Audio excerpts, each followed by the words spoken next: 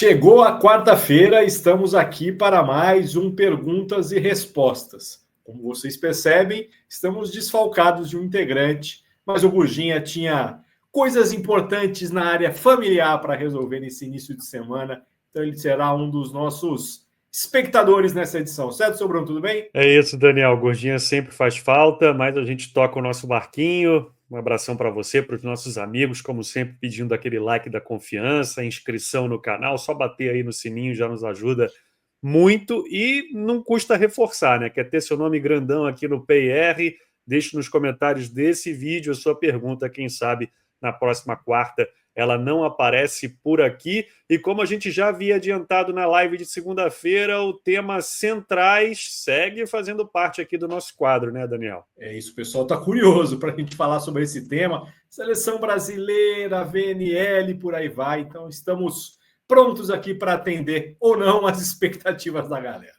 Vamos começar falando de levantadores. Já já a gente parte para o meio de rede. O Paulo Fernandes pergunta: o que vocês acham da temporada do Matheus Bender? Eu acho uma temporada muito boa. O Bender é um cara talentoso. Torna uma fogueira, né, Bruno? Não é todo dia que você tem que substituir o melhor levantador da temporada passada, né? O Thiaguinho foi destaque nesse SESI campeão da Superliga. E eu acho que o Bender sentiu o início, tá, cara? E acho que seria até natural que qualquer levantador jovem sentisse essa responsa no começo. Eu acho que aquele SESI do primeiro turno, ele oscila demais. Eu acho que fazia um pouco parte desse processo dele de amadurecimento dentro do próprio elenco, né?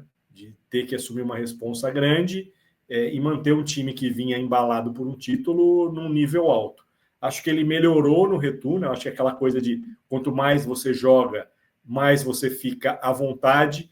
Mas acho que ainda é um cara que precisa de um refino técnico, um pouco mais de precisão em alguns momentos. Eu acho que ainda falta para o jogo dele, mas, de novo, pela idade, acho que é parte de um processo de crescimento e amadurecimento. Bora para os centrais, então, na pergunta do Fabrício Aires. Pensando em renovação, quais centrais vocês convocariam para a VNL na seleção masculina? A lista do Fabrício tinha 5 centrais.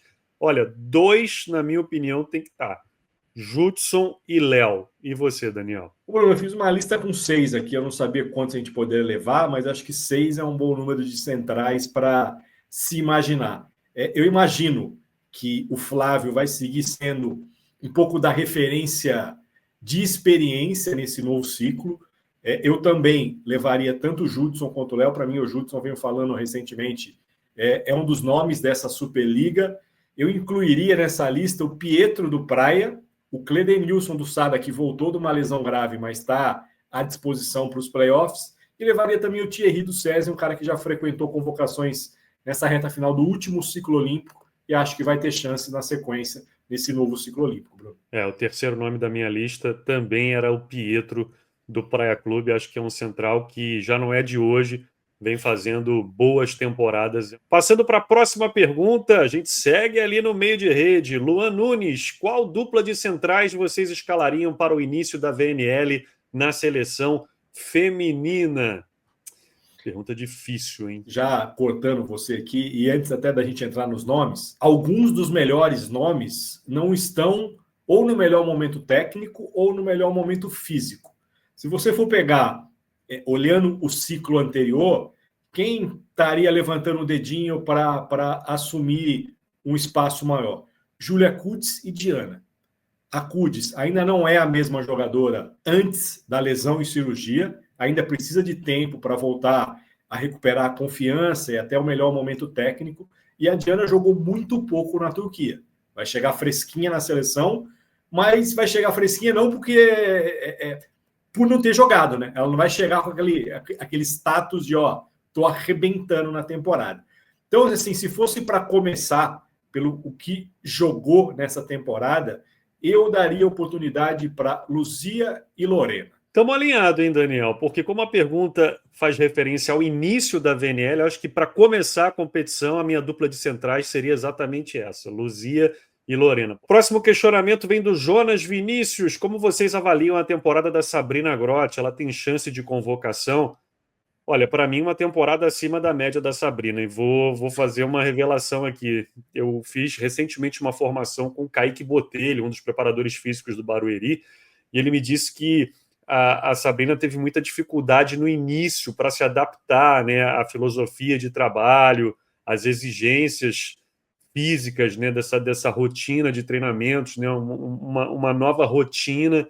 Então ela sofreu um pouquinho no início, mas acho uma jogadora técnica e por que não experimentar, já que a gente tem também esse projeto da seleção de novas, né? Sabrina Grotti, na minha opinião, Daniel, é um nome interessante, mereceria, pela bola que jogou nessa temporada, pelo menos ser testada. Eu acho que quando a gente olha para o lado, né, ela tinha a Aline Segato como, vamos dizer, a companheira de titularidade no Barueri.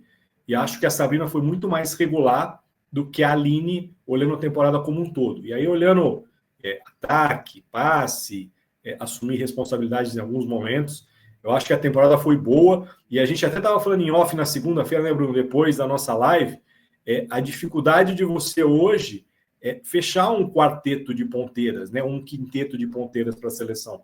Porque você tem 3 destaques absolutos, Gabi, Ana Cristina e Júlia Bergman, e você tem um espaço ali para ser ocupado por alguém. Eu acho ainda muito cedo e precoce falar que esse espaço vai ser ocupado pela Sabrina, mas eu acho que ela deve sim ter oportunidades, principalmente se essa seleção de novas tiver um calendário que permita jogar. Para a gente fechar o episódio de hoje, Jefferson Ferreira. A decisão do Fener de demitir o Marco Fenólio foi acertada? Olha, Jefferson, se a gente olhar para o que aconteceu, sim, mas eu não curto esse negócio de você demitir treinador com semifinal de campeonato em andamento, né? Ah, mas perdeu lá para o Vakif na Champions, já sabia que ia ir embora.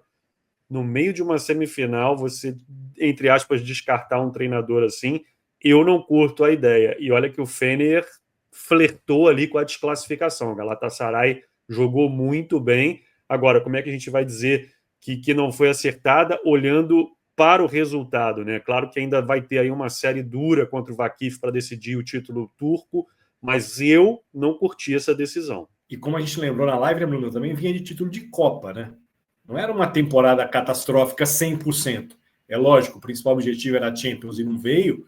Eu concordo que gera uma frustração. Mas ele já estava sendo ali fritado em praça pública há um bom tempo, né? Cada dia surgia um nome diferente na mídia turca falando em substituição do Fenólio. Mas eu acho que nesses casos, se o contrato dele tem aí mais 20 dias, um mês pela frente, não mudaria muito ser cumprido, ao menos se tivesse ali um grande problema interno, né? E aí o Fener falou: eu tenho aqui um motivo grande para te demitir amanhã, não quero nem esperar você chegar para casa. Mas a notícia da demissão veio minutos depois da derrota para o Galatasaray, né? Então, assim, já chegou no vestiário demitido.